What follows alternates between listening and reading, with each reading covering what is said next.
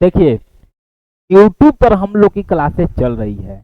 YouTube पर हम लोग आधुनिक भारत भी शुरू किए हैं और बिहार का भूगोल भी शुरू किए हैं, जिसमें आधुनिक भारत का भी वीडियो अपलोडेड है और बिहार के भी जब भूगोल का पहला लेक्चर वीडियो अपलोडेड है, जिसमें हम लोग पूरे बिहार के बारे में समझे थे। क्या समझे थे सर? कि हमारे बिहार में 38 जिले हैं, 38 जिला है और लास्ट जिला जो 38वां बना वो अरवल है।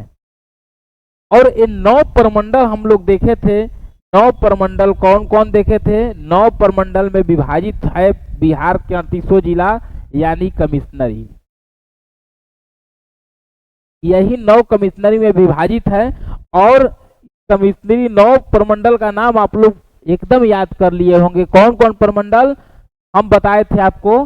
तिरहुत प्रमंडल, तिरहुत के बाद सारण, सारण के बाद पटना, पटना के बाद मगध, मगध के बाद मुंगेर, मुंगेर के बाद भागलपुर, भागलपुर के बाद पूर्णिया, पूर्णिया के बाद कोसी, कोसी के बाद दरभंगा।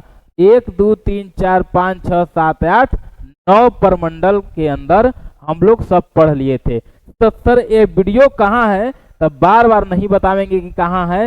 ये वीडियो सब यहीं पर अपलोडेड हो रही है, राहुल सर @ऑफिशियल। ये यूट्यूब पर एक नया चैनल है जिस पर ये सभी क्लासेज मिल रही है। आगामी सभी परीक्षाओं को देखते हुए, आगामी सभी परीक्षा को देखते हुए ये क्लासेस सीरीज चल रही है और आप लोग इस चैनल पे जुड़ जाइए। जुड़ के अपना प्यार भरोसा जिस तरीके से दिखाए हुए हैं वैसे ही दिखाइए। और बाकी आप लोग को अच्छा लग रहा होगा, पढ़ाने की तरीका भी आप लोग को पसंद आ रही है, जिस तरीके से हमको कमेंट मिल रहा है काफ़ी अच्छा लगता है। चलिए अभी सब हम बात नहीं करेंगे, अब सीधा डायरेक्ट हम लोग आगे टॉपिक की बात करेंगे। देखिए, अगर 38 जिला हम लोग समझ गए तो अब हम लोग को समझना क्या है? तो बिहार में अफवाह तंत्र, तभी हम लोग मिट्टी उट्टी समझ पाएंगे। बिहार में अफवाह तंत्र, जी सर अफवाह तंत्र नदी के बारे में देखना है। नदी जहाँ जहाँ चल रही है, अफवाह कितनी नदियाँ, उनकी सहायक नदियाँ, सहायक के उप सहायक नदियाँ, ये सब हमको यहाँ देखना होगा। तो देखिए हम छोटा सा बिहार पहले लेते हैं, यहाँ छोटा सा बिहार यहाँ लेते हैं।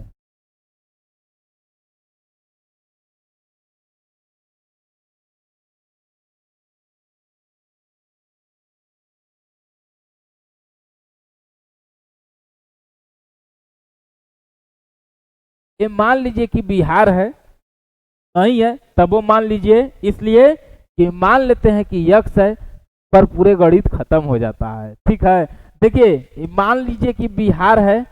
अगर हम बिहार में देखिए एक नदी आके गुजरती है ठीक बीचों बीच से, अगर मान लीजिए तो बिहार में एक नदी है जो गुजरती है, यही नदी जो गुजरती है इनका नाम है गंगा। मतलब एक अलग से टॉपिक आपको पढ़ना पड़ेगा, बिहार में गंगा।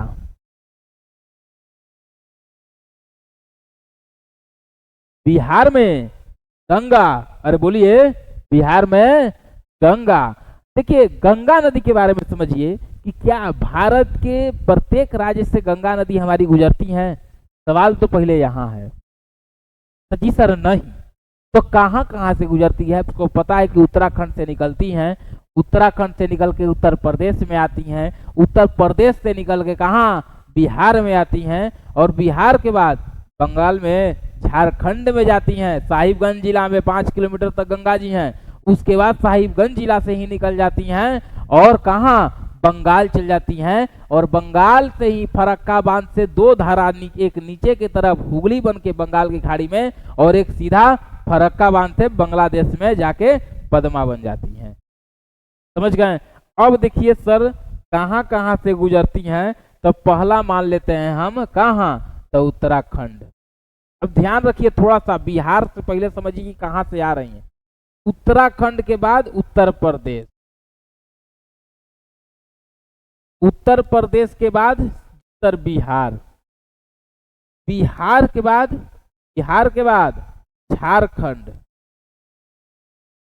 झारखंड के बाद सर बंगाल, यानी कहने का मतलब कि सर एकदम समझ रहे हैं, 1 2 3 4 5, 5 राज्य से हमारी गंगा जी गुजरती हैं। पहला क्वेश्चन, 5 राज्य से गुजरती हैं। इतना बात समझ में आया कि नहीं आया? अगर पूछ देगा कोई आपसे, बिहार के गंगा अभी छोड़िए, पहले वहां से देखा जाए, जैसे कि एकदम बेसिक चीज भी क्लियर करिए। कोई पूछ दे, जैसे कि हम देख रहे हैं अभी क्वेश्चन का लेवल पूछ दिया था कि बिहार में गंगा जी कहाँ से नहीं घुसती है, पूछ दिया कि उत्तर प्रदेश में गंगा नदी किस शहर से प्रवेश करती हैं, तो वो शहर कौन है? बिजनौर। बिजनौर वो छोड़िए, पूछ दिया था, हम ही परीक्षा देने गए हुए थे जेपीएससी का, उसमें था कि कानपुर शहर किस नदी के किनारे अवस्थित है? गंगा के किनारे। तो जानिएगा तब ना, तो इसीलिए ये पहले जब उत्तराखंड से, अब एक बात और समझिए, उत्तराखंड से बंगाल तक जो गंगा जी, भारत में जो गंगा की लंबाई है, भारत में लंबाई, तो भारत में लंबाई कितना है? तो जी 25 चल रहा है 2025, तो यही 25 किलोमीटर। जी सर, अगर बिहार में हमारे पूछ देगा गंगा का लंबाई बता दिया जाए, तो बिहार में भी बता देना है। बिहार में कितना है? बिहार में अभी बताएंगे, लेकिन यहीं पर देख लीजिए 445 किलोमीटर।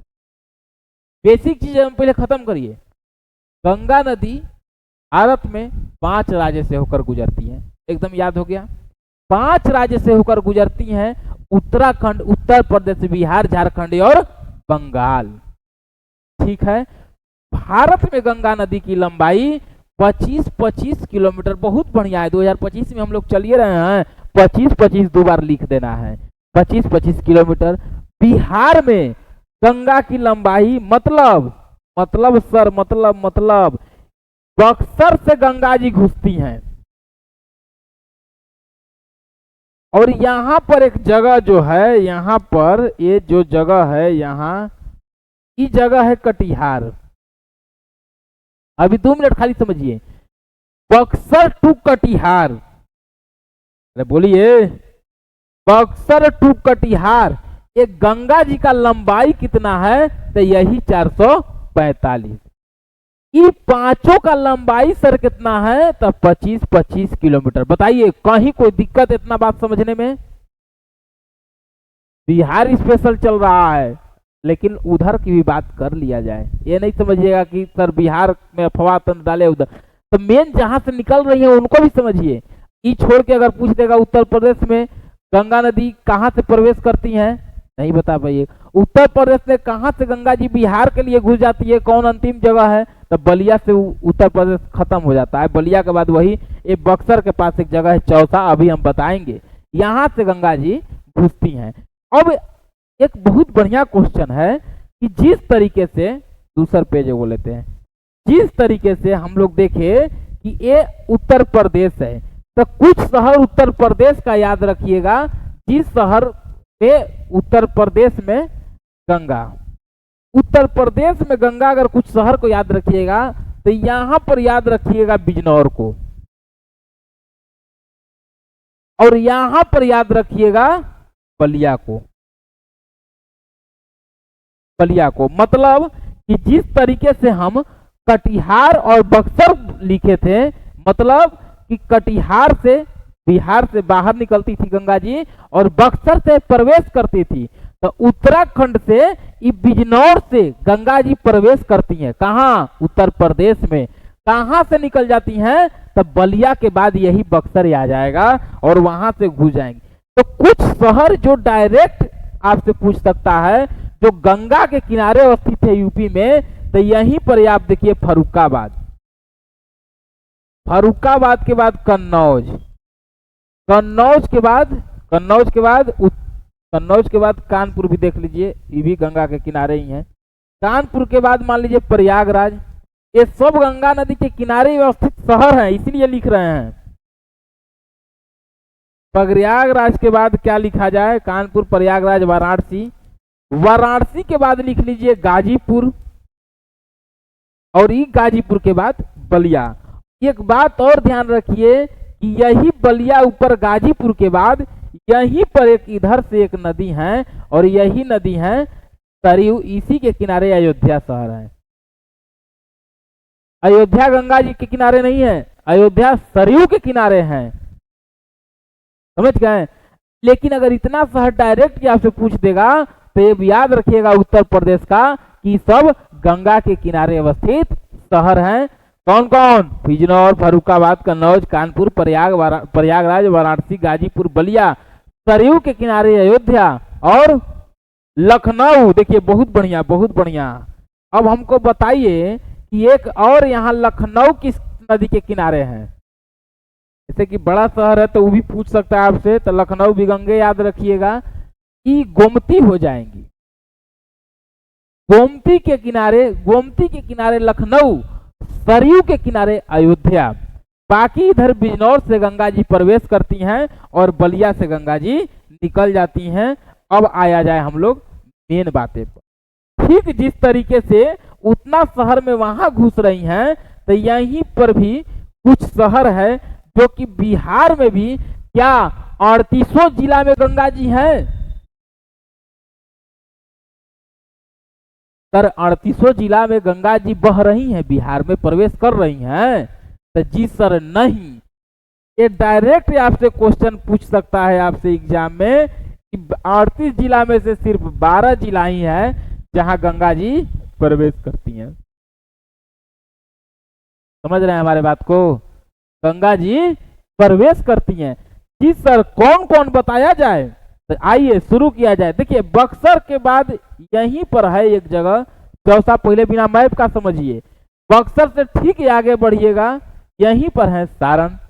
सारण के बाद आगे बढ़िए नीचे भोजपुर, भोजपुर के बाद पटना, पटना के बाद बेगूसराय, वैशाली, समस्तीपुर और वैशाली, समस्तीपुर, बेगूसराय, खगड़िया, मुंगेर, भागलपुर और कटिहार। 1 2 3 4 5 6 7 8 9 10 11 12। अब बात समझिए, इसको हम लिखेंगे, अभी लिखेंगे, जस्ट लिखेंगे, घबराना नहीं है, घबराना नहीं है। इधर आइए, अब इधर का तो देख लिए। देखिए कौन कौन हम जगह को बोले, तब बक्सर, यहां डायरेक्ट याद रखिए जिला।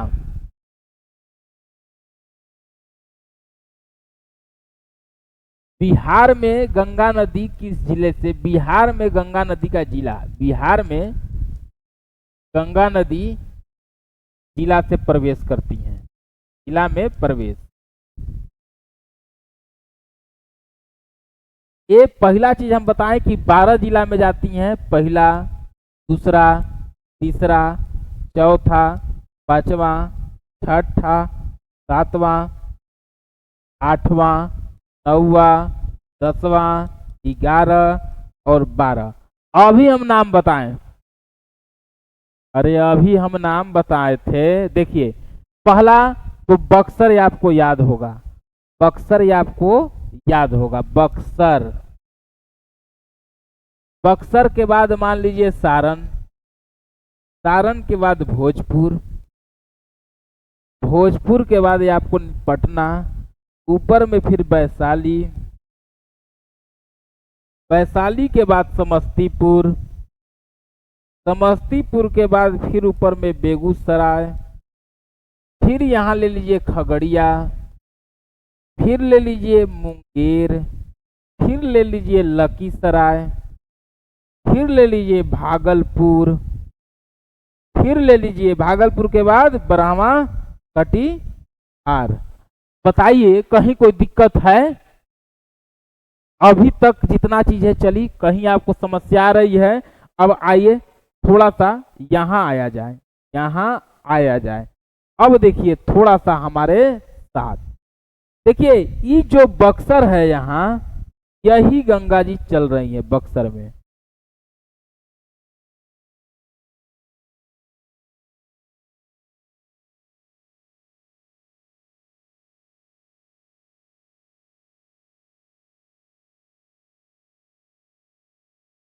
थोड़ा सा इधर उधर हो जाएगा तो देख लीजिएगा। देखिए ये गंगा जी हैं। देखिए दो चार बातें यहां से समझा जाए, अब समझा जाए। देखिए ये जो यहाँ जो उठा है, ये जगह है चौसा, ये जगह है चौसा, और यहां से बाहर जो जा रही है, ये जगह लिखा हुआ है यहाँ कटिहार। और चौसा टू कटिहार गंगा जी की लंबाई कितना हम बताए थे? तो 445। समझिएगा, 445 किलोमीटर।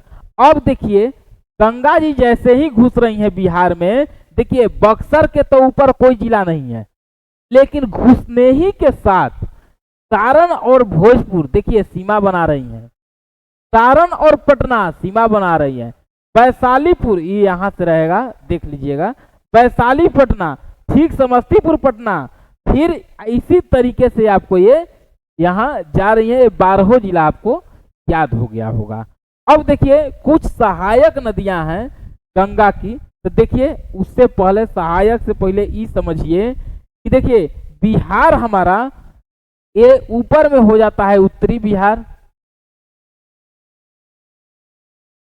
उत्तरी बिहार, और इनके नीचे हो जाता है दक्षिणी बिहार। मतलब कि बिहार को दो भागों में गंगा जी बांटती हैं। देखिए बिहार को दो भागों में गंगा जी बांटती हैं, उत्तरी बिहार और दक्षिणी बिहार। उत्तरी बिहार और दक्षिणी बिहार, ये मान लीजिए ये बक्सर है,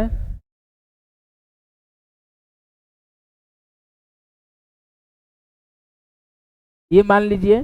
देखिए दो भाग में जब ये बांट रही हैं उत्तरी और दक्षिणी,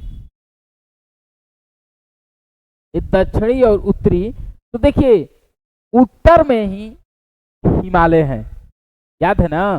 देखिए अधिकतर देखिएगा तो उत्तर के लोग बाढ़ से परेशान रहेंगे और दक्षिण के लोग सुखाड़ से परेशान रहेंगे।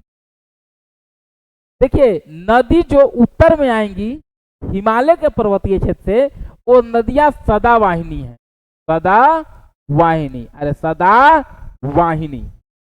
दक्षिण की जो नदियां हैं वो सदा वाहिनी नहीं है, पर्वतीय पठारी से निकलती है, सदा वाहिनी नहीं है, नहीं है, नहीं है। अब सदा वाहिनी का मतलब सर पहले बताइए। सदा वाहिनी का मतलब इसमें वर्ष भर पानी रहेगा, यानी इधर से जो नदियां आएंगी इसमें सालों भर पानी आपको देखने को।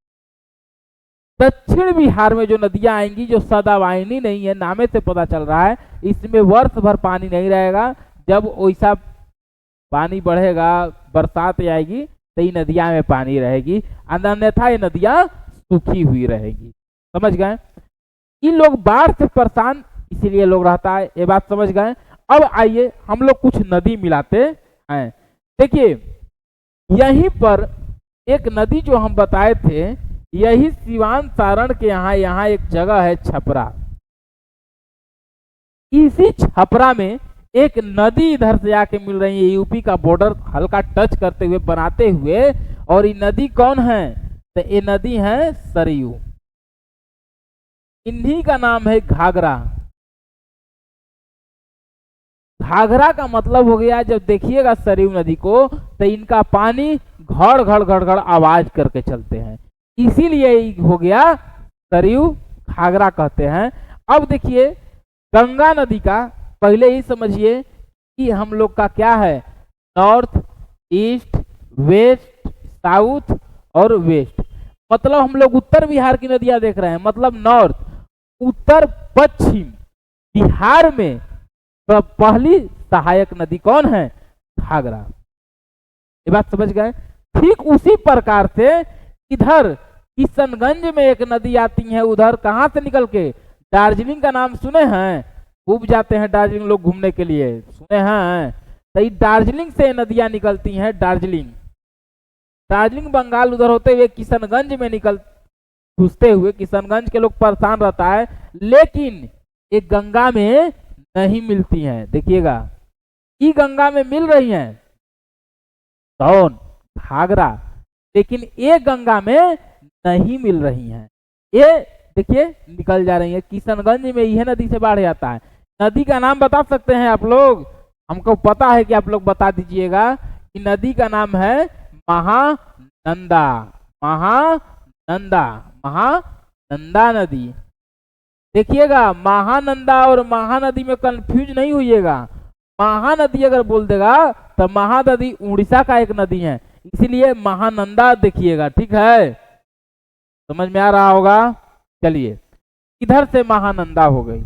अब आइए एक नदी और इधर नेपाल जो है, इन नेपाल यूपी पश्चिमी चंपारण होते हुए पूर्वी चंपारण मुजफ्फरपुर वैशाली होते हुए यहीं पर हाजीपुर सोनपुर का मेला देखे हैं। सोनपुर में ये नदी का नाम क्या है, तो ये नदी का नाम है गंडक, गंडक नदी। और एक गंडक नदी का नेपाल में क्या नाम है, बहुत बढ़िया क्वेश्चन है, इसलिए कि नेपाल में इनको गंडक नहीं कहा जाता है। इन नेपाल में इस नदी का नाम क्या है पर्वतीय क्षेत्र में, तो शालिग्राम है सर, शालिग्राम। कई लोग इसको नारायणी भी कहता है, नारायणी, शालिग्राम, नारायणी।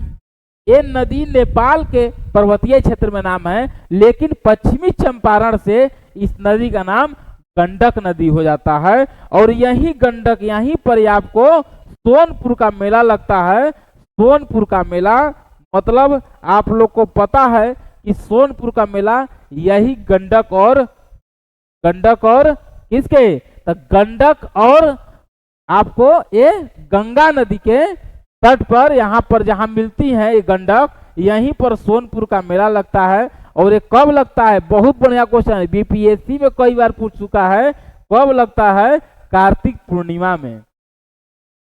अब तो ये मेला थिएटर पे आके रह गया, अब पहले जैसा ये मेला विश्व प्रसिद्ध मेला है, समझ गए। सरकार, बिहार सरकार भी हर साल इसको प्रोत्साहन करती है, इस मेला को और बढ़ाती है, विश्व प्रसिद्ध मेला है। अब देखिए गंडक का कहानी, शालिग्राम मतलब समझ रहे हैं, शालिग्राम, शालिग्राम मतलब शालिग्राम भगवान विष्णु की बात। अब यहां समझिए थोड़ा 2 मिनट। अब आपको देखिएगा कहीं भी जाइएगा तो सत्यनारायण भगवान का कथा अगर होगा, कथा, तो इस चौकी पर बीच में केला का धम उड़ा दिया जाता है, और ये बीच में कौन रहते हैं, तो शालिग्राम पत्थर, यही शालिग्राम पत्थर रहते हैं। इस शालिग्राम पत्थर का खासियत यही है कि कहीं से पटकिएगा तो इस पत्थर में चक्र बनेगा, कहीं से तो चक्र, इसको रख के पूजा किया जाता है। अब देखिए यहाँ पर एक मेला, तो यहीं पर एक मंदिर है, आप लोग बहुत बढ़िया से जान रहे हैं, वो मंदिर है हरिहर नाथ का मंदिर। हरिहर नाथ कहने का मतलब आप लोग समझ रहे हैं कि हरि मतलब विष्णु भगवान, नाथ मतलब शंकर भगवान। जहां शंकर और विष्णु भगवान का एक साथ मंदिर है, वही है हरिहर नाथ मंदिर। कहाँ है, तो सोनपुर में। सोनपुर में जो मेला लगता है वो इसी हरिहर नाथ का वहां मंदिर है। और ये गंडक नदिया के यहाँ गज की कहानी है, और गज की कहानी में क्या होता है, तो गज की कहानी में ही आपको भगवान विष्णु हैं, गज और आपको घड़ियाल, एक गंडक नदी में घड़ियाल अधिक पाए जाते हैं। और उस समय एक धार्मिक कहानी है, सुन लीजिए, कि भगवान विष्णु का हाथी बहुत पूजा करते थे, हाथी उनका उपासक थे। और एक दिन हाथी यहीं पर पानी पीने के लिए जब गई, उसी समय मगरमच्छ घड़ियाल उनको पकड़ लिया और लगा कि अब नहीं बचेगी, इसीलिए वो तुरंत भगवान विष्णु की आराधना करने लगे। और भगवान विष्णु स्वयं यहाँ आए और बचाए, और लोग कहता है कि यहाँ आके बचाए हैं, यही हरिहर नाथ का मंदिर, और यहीं पर सोनपुर का मेला लगता है। अब वो सब बाद में बात करेंगे, अब पहले और नदियां मिला लेते हैं, कि वीडियो यूट्यूब पर लंबा ना हो जाए, इसका भी हम ध्यान रखना पड़ता है, समझे। अब देखिए, अब यहीं पर एक नदी और मिलती है, जो पश्चिम चंपारण में ही सोमेश्वर की पहाड़ी है। सोमेश्वर की पहाड़ी से ये नदी कहाँ, तो सोमेश्वर की पहाड़ी से निकलती हैं, और यही सब होते हुए कहाँ, मुंगेर में गंगा नदी से मिलती है। मुंगेर में गंगा नदी से मिलती है। अब समझिए, की नदी को बताएं, यूपी से आ रही हैं। की नदी को बताएं, दार्जिलिंग की तरफ से आ रही हैं। अभी मैं बताया नेपाल के तरह माने पर्वतीय क्षेत्र से आ रही हैं। लेकिन अभी जो हम बताएं गंडक नदी, ये गंडक हो गई। ये जो नदी सोमेश्वर के पहाड़ी से निकल रही हैं, इसी नदी का नाम क्या है? बहुत अच्छी तरह से समझ गए, बूढ़ी गंडक। ये नहीं समझिएगा कि सर मिसप्रिंट लिख रहे हैं का, गंडक या बूढ़ी गंडक, तो दोनों अलग अलग नदियां हैं। ये बिहार से निकलती हैं और बिहार में ही मुंगेर में गंगा से मिल जाती हैं। लाजवाब क्वेश्चन है। बिहार में निकलती हैं और बिहार में ही गंगा से मिल जाती हैं। अभी तक हम लोग ये नदी को देखे, अभी तक जितना नदी को देखे वो बिहार के बाहर से आ रही थी, लेकिन ये बिहार से आके बिहार में मिल रही हैं। अब आइए एक नदी की और हम चर्चा यहाँ करते हैं। इनके बिना तो सब अधूरा है, पूरा बिहारे अधूरा है। मतलब इनके बिना बिहार अधूरा है। मतलब ये नदी है कोसी। नदी कौन है? कोसी। ये तिब्बत से आती हैं। देखिए, तिब्बत और नेपाल होते हुए सुपौल घुसती हैं। सुपौल मधेपुरा सहरसा होते हुए कटिहार में जाके गंगा जी से मिलती हैं। ये अपने मार्ग परिवर्तन के लिए जानी जाती हैं। मार्ग परिवर्तन, मार्ग परिवर्तन के लिए ये जानी जाती हैं। इसीलिए इनके नदी से बाढ़ आती है। इसलिए कि इतना की बाढ़ क्यों आता है, मार्ग परिवर्तन देख लिए। और सबसे तो बड़ी बात कब हो जाती है, जब इनकी सहायक नेपाल से कमला, इन्हीं की सहायक एक आ जाती है नेपाल से बागमती। समझिए कि बागमती और कमला ये सब इस नदी को ये और इधर पानी बढ़ जाता है। और देखते हैं कि उत्तरी बिहार का, इसको बिहार का ही शोक कहा जाता है कोसी नदी को। कहाँ आ रही है? तिब्बत से निकल के। देखिए, दो देश से, यहाँ नेपाल में 7 धारा निकलता है, सप्त धारा इसको कहा जाता है। सप्तीय धारा बन के यहाँ फिर सुपौल में घुसती हैं और यहाँ कटिहार में मिल जाती हैं। बागमती के किनारे बहुत अच्छा क्वेश्चन है कि एक मंदिर है, वो मंदिर का नाम क्या है? पशुपति शिव। पशुपतिनाथ का मंदिर है। कहाँ? नेपाल के राजधानी काठमांडू भी है। ये बागमती के किनारे बसा शहर है। उत्तरी बिहार का लगभग नदियां हम लोग देख लिए। अब दक्षिणी बिहार की नदियां को देखते हुए इसको हम आगे बढ़ाएंगे। वीडियो लंबा हो रहा है, उम्मीद है कि इसको आप लोग देख लीजिएगा और उम्मीद है कि ये वीडियो आपको अच्छा लग रही होगी, ये सीरीज अच्छा लग रहा होगा बिहार स्पेशल का। और एकदम ध्यान से देखिए, सब समझ में आ जाएगा। चलिए ठीक है, समझ में आ गया। चलिए